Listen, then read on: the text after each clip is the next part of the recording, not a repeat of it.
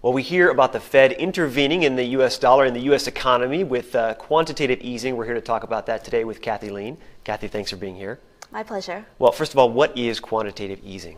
Wow, it's a big word that encompasses a lot of different things. I mean, it's basically all of the extraordinary measures that the Federal Reserve takes, or any central bank takes for that matter, to stimulate the economy when interest rates have pretty much gone to zero.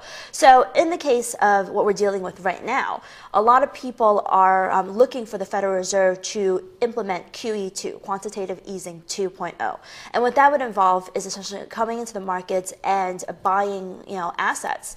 And that, in essence, puts money into the markets and then sort of eases or creates more stimulus for the economy. What opportunities does that present to us as currency traders?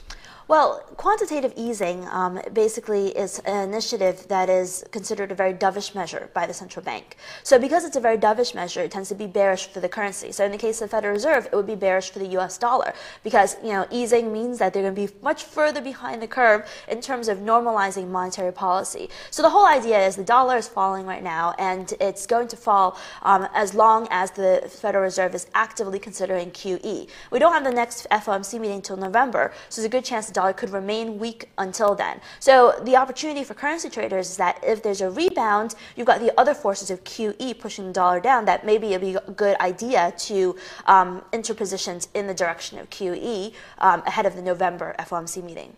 Now, we've got the Japanese doing intervention on their currency. How does that play with the U.S. doing their quantitative easing at the same time? Very good question, because when you have the Federal Reserve doing quantitative easing, it's dollar bearish, right?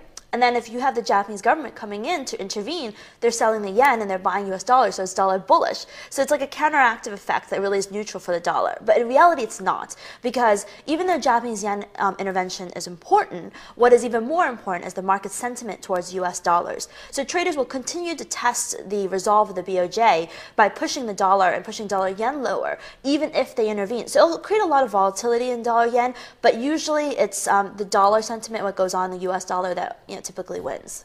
Kathy, thanks for your time. My pleasure.